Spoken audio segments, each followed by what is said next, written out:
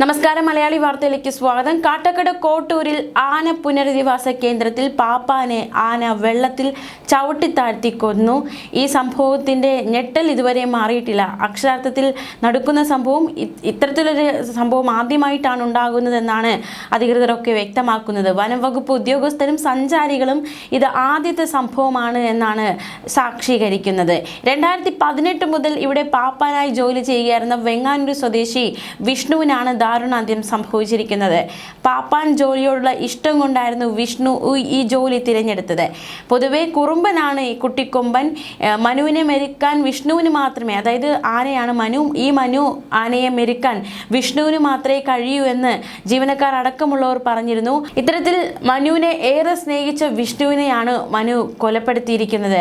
2007 ആന പുനരധിവാസ കേന്ദ്രം സ്ഥാപിതമായത്. പാപ്പാന്മാരുടെ നേരെ മുൻപും പല രീതിയിലുള്ള ആക്രമണങ്ങൾ ഉണ്ടായിട്ടുണ്ട്. പുഷ്കരൻ എന്ന പാപ്പാന് 2022 നവംബറിൽ ആനയുടെ ആക്രമണത്തിൽ പരിക്കേറ്റിരുന്നു.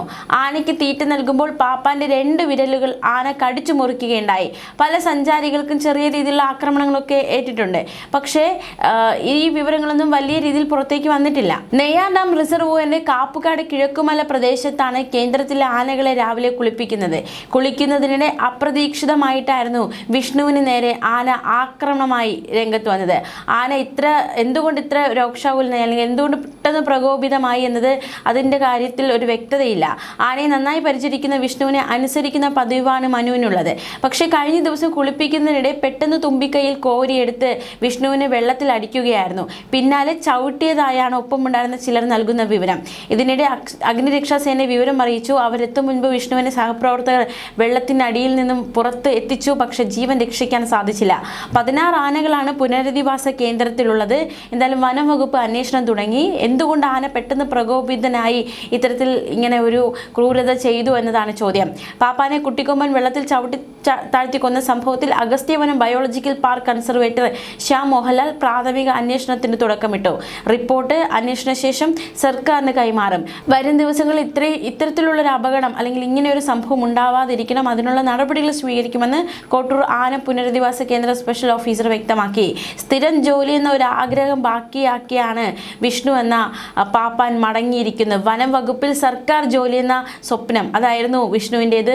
ആ സ്വപ്നം ബാക്കിയാക്കിയാണ് വിഷ്ണു വിട പറഞ്ഞത്. പത്തനംതിട്ട ജില്ലയിലെ ആനസങ്കേതത്തിൽ പാപ്പാൻ തസ്തികയിൽ പരീക്ഷ എഴുതി പട്ടികയിൽ ഇടം നേടിയ വിഷ്ണു നിയമന ഉത്തരവ് കാത്തിരിക്കുകയായിരുന്നു. എത്രയും വേഗം പ്രവേശിക്കാൻ കഴിയുമെന്ന് വിഷ്ണു വീട്ടുകാരോട് പറഞ്ഞിരുന്നുവെന്നാണ് ബന്ധുക്കളടക്കമുള്ളവർ പറയുന്നത്. ആനക്കമ്പമുണ്ട് വിഷ്ണുവിന്. 18-ാം വയസ്സിൽ കോട്ടൂർ ആന പുനരധിവാസ കേന്ദ്രത്തിൽ താൽക്കാലിക ജീവനക്കാരനായി വിഷ്ണു ജോലിക്കെത്തി. ചെറുപ്പത്തിൽ പിതാവിന്റെ നാടായ വിതുരയിൽ വെച്ച് ആനകളോട് തോന്നിയ ഇഷ്ടമാണ് വിഷ്ണുവിനെ ഇത്തരത്തിലുള്ള ആനപ്രേമിയാക്കിയതും ഈ ഒരു ജോലിയിലേക്ക് നയിച്ചതും. 4 വർഷം മുൻപ് ആനയുടെ ആക്രമണത്തിൽ ചെറിയ പരിക്കേറ്റു. പക്ഷേ ആനപ്രേമം വിഷ്ണു കൈവിട്ടില്ല.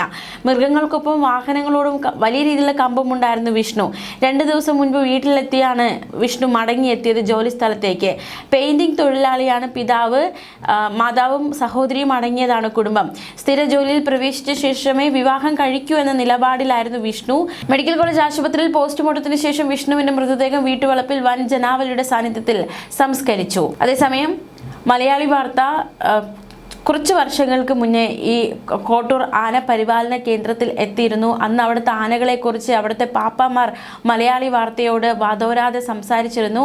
അവരുടെ പ്രതികരണത്തിലേക്ക് ഒരിക്കൽ കൂടി. ശരിക്കും ഈ അരിക്കൊമ്പനെ പോലുള്ള ആനകൾ എന്തുകൊണ്ടാണ് ഈ നാട്ടിലേക്ക് ജനവാസ മേഖലയിലേക്ക് ഇങ്ങനെ അക്രമാസക്തരായിട്ട് ഇറങ്ങുന്നതെന്ന് പറഞ്ഞു കഴിഞ്ഞാൽ നാട്ടിൽ കിട്ടാത്ത സാധനങ്ങള് ആനയ്ക്ക് നാട്ടിലോട്ട് ഇറങ്ങുമ്പോ കിട്ടുന്നുണ്ട്. നാട്ടിലോട്ട് ഇറങ്ങുമ്പോ കിട്ടുന്നുണ്ട്. അത് തന്നെയാണ് അതിന്റെ യഥാർത്ഥ ഭക്ഷണത്തിന്റെ ക്ഷാമം. വനത്തിൽ ആഹാരമില്ല. വനത്തിലെ ഇപ്പോഴത്തെ രീതി പറയണ്ട. മുൻകാലങ്ങളിൽ എന്റെ കൊച്ചുനാളില് കാട്ടില് തീ വീഴുന്ന ഒരു സമ്പ്രദായമുണ്ട്.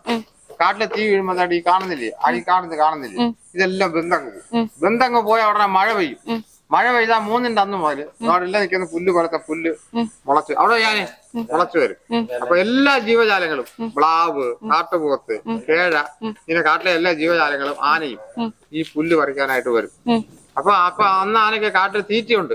ഇപ്പൊ കാട്ടിൽ അതുപോലെ തീറ്റയില്ല. കാട്ടിൽ തീ വിടുന്നില്ല. ജീവജാലങ്ങളെല്ലാം വെളിയിലോട്ട് ഇറങ്ങുന്നതിന്റെ കാരണമേ ഇതാണ്. കാട്ടിൽ തീറ്റയില്ലാത്തതുകൊണ്ടാണ്. അത്രയും അക്രമാസക്തരായ ആനകളെയൊക്കെ ഭരിക്കാൻ വേറെ ജോലികളൊക്കെ ഉണ്ട്. ആന മേല് നോക്കേണ്ടതായിട്ട് വരും. ഉപദ്രവിക്കണം, ആനയെ അടിക്കണം. അടിക്കാന്ന് പറഞ്ഞാൽ ഉപദ്രവിക്കാന്ന് പറഞ്ഞാൽ കൊല്ലാനല്ല, ഞങ്ങളൊരു കമ്പും തോട്ടി എന്ന് പറയുന്ന ഒരു ആയുധമൊക്കെ ഉണ്ട്. അതും കൊണ്ടൊക്കെ പോയി 1-2 പേര് പോയി ചിലപ്പോ 1-2 അടിയൊക്കെ അടിക്കണം. ചിലപ്പോ ആദ്യമായിട്ട് ചെല്ലുമ്പോൾ അത് പറഞ്ഞ അനുസരിക്കത്തില്ല. അപ്പൊ 1-2 അടിയൊക്കെ അടിച്ചാലേ അത് ഇരിക്കുകയും കിടക്കുകയൊക്കെ ഉള്ളൂ. അങ്ങനെയൊക്കെയാണ് അതിനെ കൈകാര്യം ചെയ്യാൻ. അല്ലാതെ നമ്മളെ ഓടിച്ചെന്ന് ഒന്നും രഹസ്യം പറഞ്ഞാൽ ഒക്കൂല, ആനയല്ലേ. അപ്പൊ അതുകൊണ്ട് നമ്മൾ 1-2 അടിയൊക്കെ കൊടുക്കണം. അടി കൊടുത്താലേ ഒക്കുള്ളൂ ആദ്യമൊക്കെ. എത്ര വർഷം ഈ ഒരു ഫീൽഡില്? ഞാനിപ്പം ഞാൻ ഇവിടെ കയറിയത് തന്നെ, ഇവിടെ ജോലിക്ക് കയറിയപ്പോ തന്നെ എന്റെ 25 വർഷത്തെ സർട്ടിഫിക്കറ്റ് എഴുതി ഇവിടെ അന്ന് ഇവിടെ റേഞ്ച് ഓഫീസറായിരുന്നവർക്ക് കൊടുത്തിട്ടാണ് ഞാൻ ജോലിക്ക് കയറിയത്. അതേ ഉള്ളു, അല്ലാതെ വേറെ എന്ത്. അപ്പൊ ഈ ആനപ്പാപ്പാനായിരുന്നു ഇത്രയും കാലം എന്തൊക്കെ വെല്ലുവിളികളാണ് നേരിട്ടത് ഒരു ആനപ്പാപ്പാൻ എന്ന രീതി? വെല്ലുവിളി എന്ന് പറയുമ്പോ ഇതുപോലുള്ള സാഹചര്യങ്ങളിലൊക്കെയാണ് ബുദ്ധിമുട്ട്.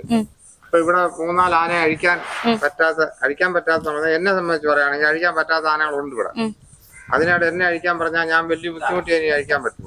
അങ്ങനെയാണ് ഇവിടുത്തെ സാഹചര്യം. ഇവിടുത്തെ അല്ല എവിടെയായാലും വെളിയിലായാലും ആനയെ കെട്ടിയിട്ടേക്ക് അഴിക്കാൻ നമ്മൾ പോയാൽ ഇവിടുന്ന് 3-4 പാപ്പാന്മാർ പോയാൽ അതിൻ്റെതായ ബുദ്ധിമുട്ടുണ്ട്. ബുദ്ധിമുട്ടാതെ ഒന്നും അഴിക്കാനും നോക്കത്തില്ല. ഈ അക്രമാസക്തരായ ആനകളെ എങ്ങനെയാണ് മെരുക്കിയെടുക്കുന്നത്, ഇതുപോലെ പാവത്തന്മാരാക്കുന്നത്?